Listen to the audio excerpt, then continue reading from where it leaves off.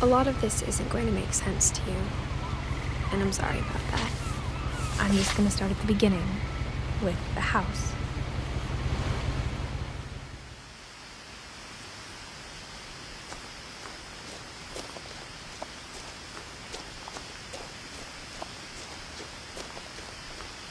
I lived here until I was 11, but I wasn't allowed inside half the rooms.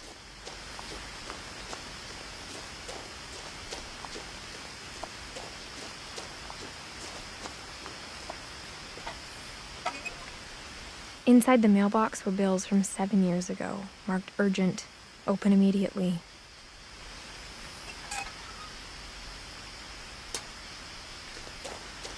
I hadn't been back since my brother Lewis's funeral.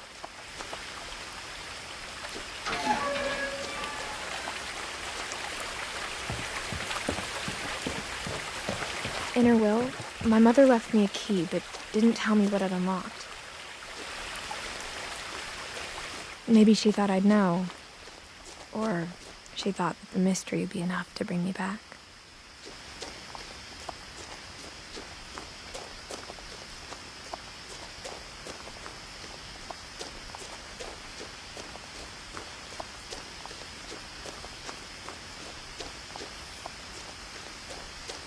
No one had driven this way in a long time, but I saw a few hoof prints.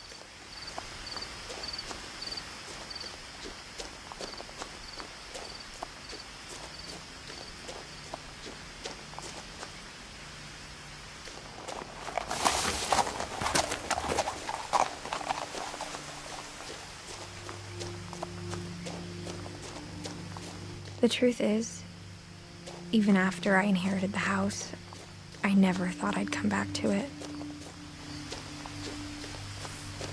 But now I had questions about my family that only the house knew the answers to.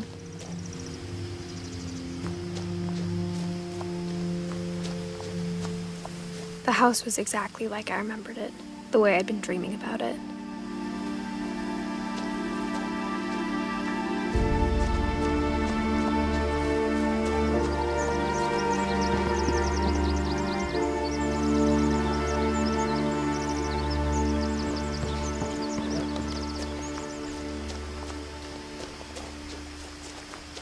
As a child, the house made me uncomfortable in a way I couldn't put into words.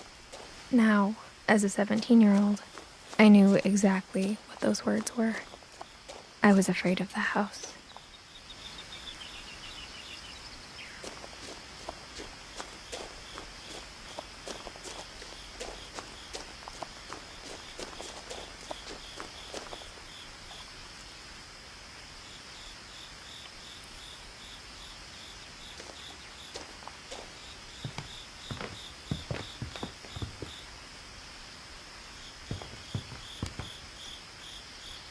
I hoped the key might unlock the front door. It didn't.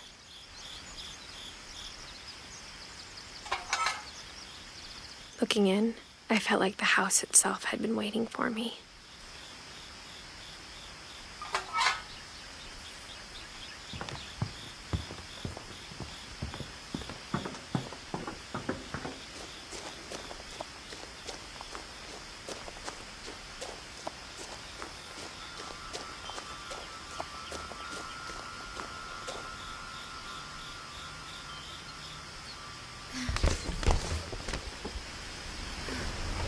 Crawling through the doggy door used to be a lot easier when I was 11.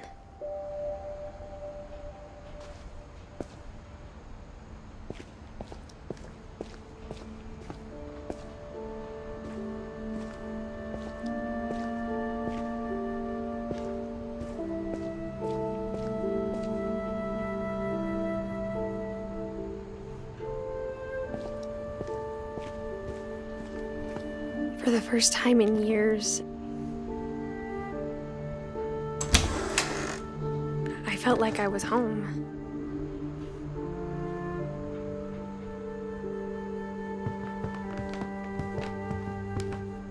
But instead of a family, there were just memories of one.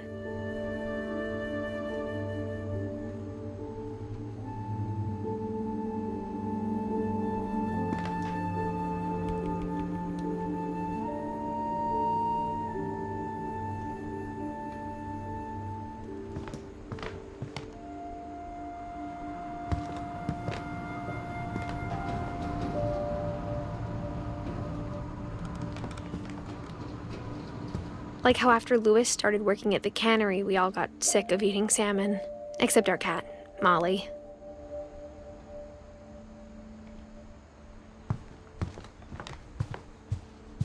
The table was still a wreck from the night we left.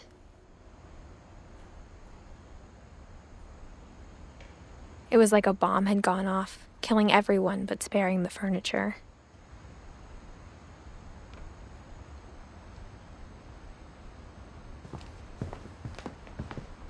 Nothing in the house looked abnormal. There was just too much of it, like a smile with too many teeth. Even the fireplace had a story. Edie told me the bricks came from the original house, after it sank.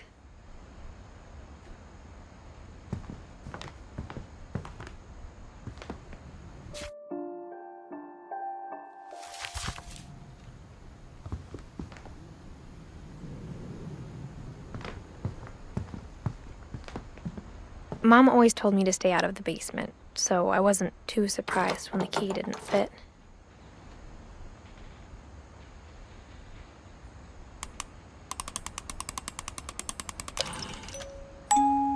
Great-Grandpa Sven built a music box for Barbara, along with the rest of the house.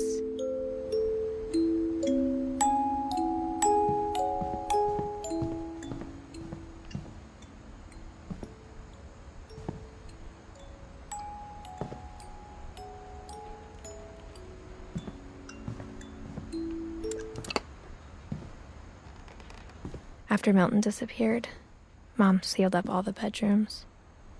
Then Edie retaliated and drilled peepholes.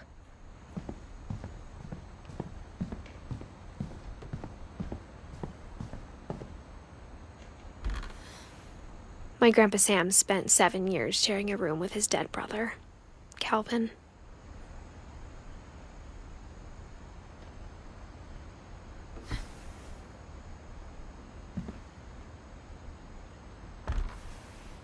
As a kid, I just assumed every house had peepholes and sealed rooms you weren't allowed inside of.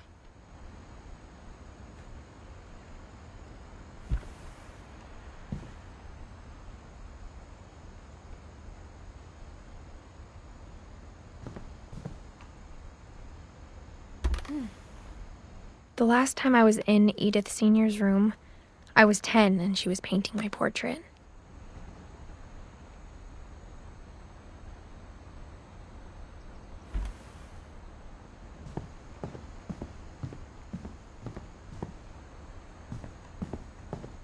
Whenever people ask me about my family, the first thing they always want to know about is Barbara.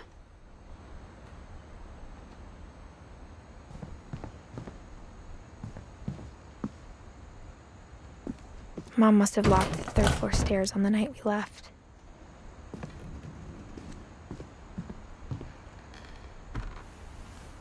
Barbara was a child star for 2 years, until America grew out of it.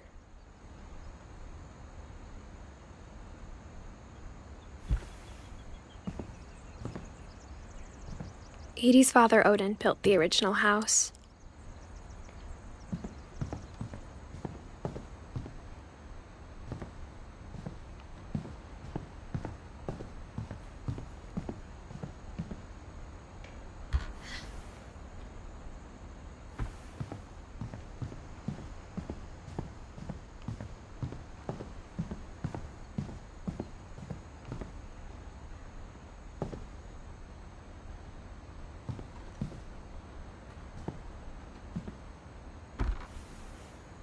Molly always seemed like a girl I could imagine being friends with, if she hadn't died in 1947.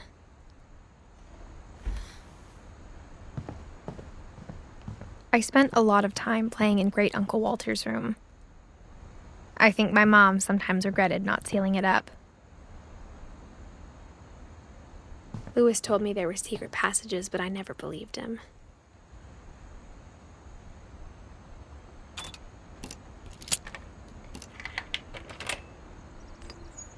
Turns out, my mom was really good at keeping secrets.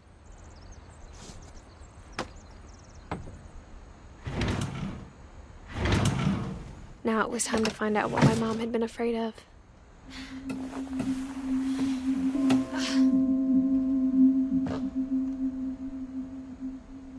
From the paintings on the wall, it was clear my brother Milton had been here before me. Reading this, maybe it sounds like I had a plan, but I had no idea what was behind that door.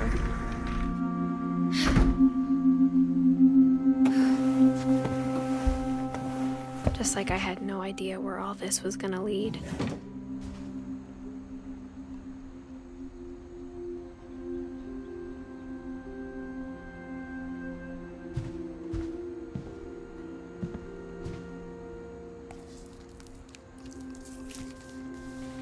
December 13th, 1947. Dear Diary, I'll be gone soon, but I wanted to tell somebody about what's gonna happen. It started when Mom sent me to bed without dinner. I woke up and I was starving, so I looked around for something to eat. The gerbil food was dry, but I didn't mind it. Mom, can I come out now? Sweetheart, it's late. Go to sleep.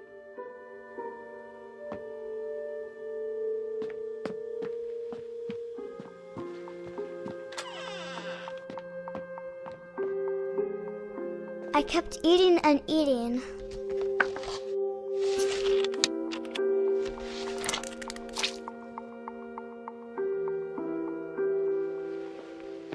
I ate a lot of things that night.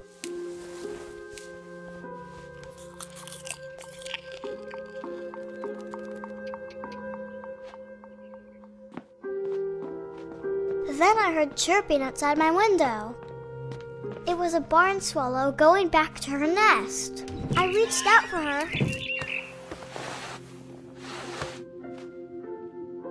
And suddenly, I was a cat. I tried to be quiet, but the bird was really scared.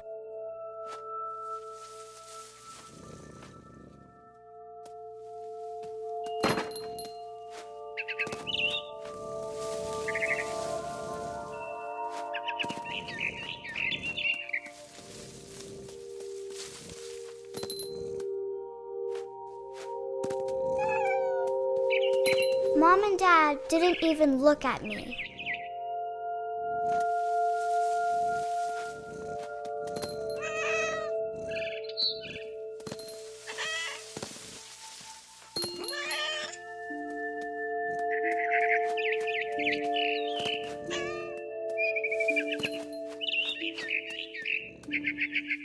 I jumped and I almost got her.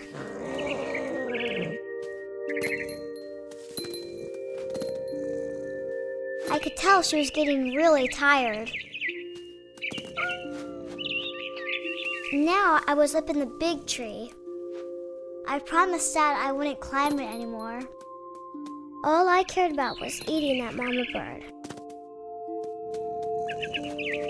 I gobbled her up. And suddenly, I was an owl. First, all I heard was the wind. Then I heard little teeth nibbling in the grass.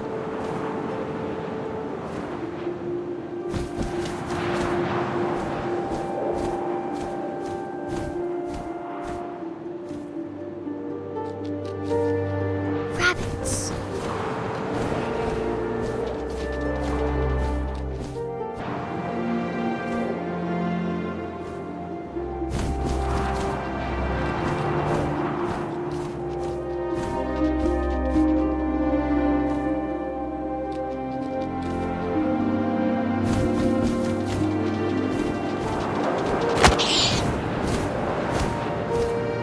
I imagined his face looking up and seeing mine through my talons. I swallowed him up, and I didn't chew one bit. Then I flew off to find something bigger.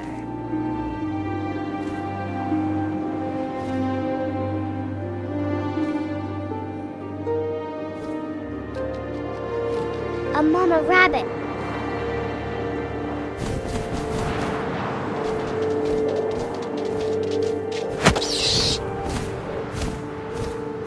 She was almost too big to carry. I started choking, but I couldn't stop eating.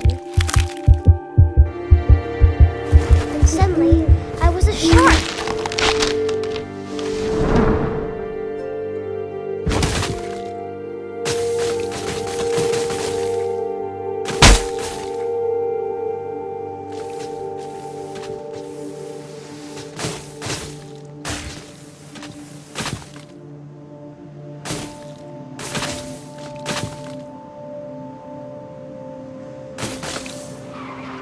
I rolled off a cliff and into the ocean.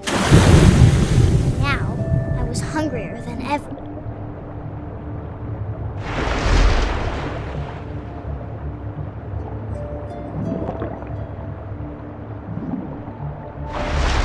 I wanted fat, juicy seeds.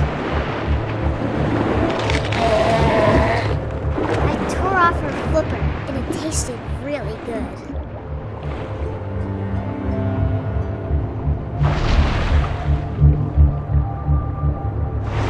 Grabbed on tight. When I was so hungry, I jumped out of the water.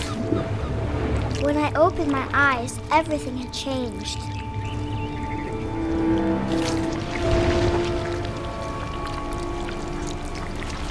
Now I was a monster, and I smelled people everywhere.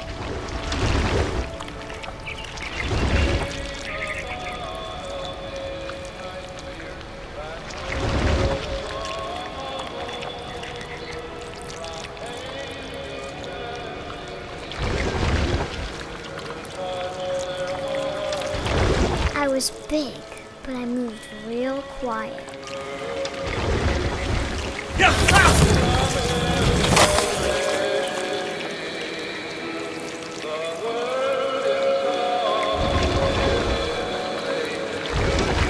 I wanted to stop, but also I didn't.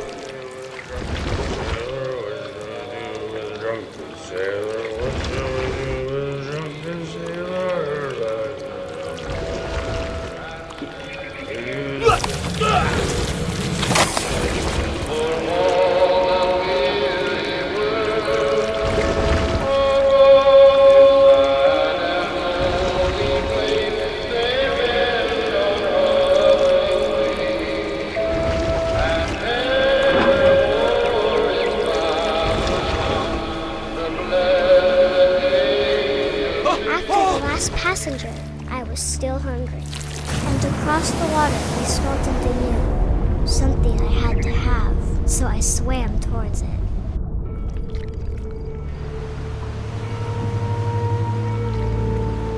I slithered onto the sand, and the good smell went into an old pipe.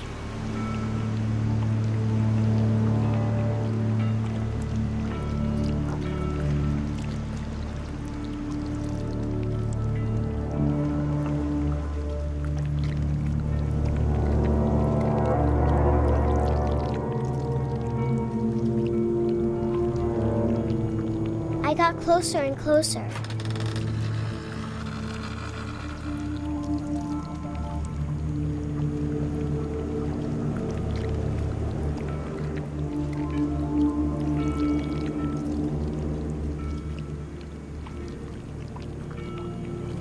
All of my stomach started growling.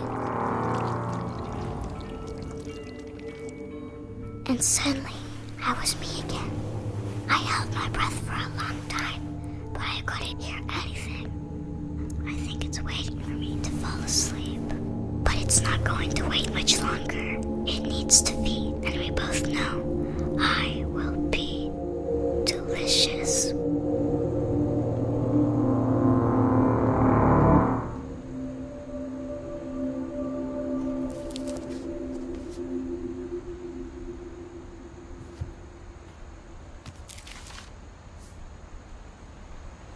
I'm not sure if I believed all of that, but I'm sure Edie would have.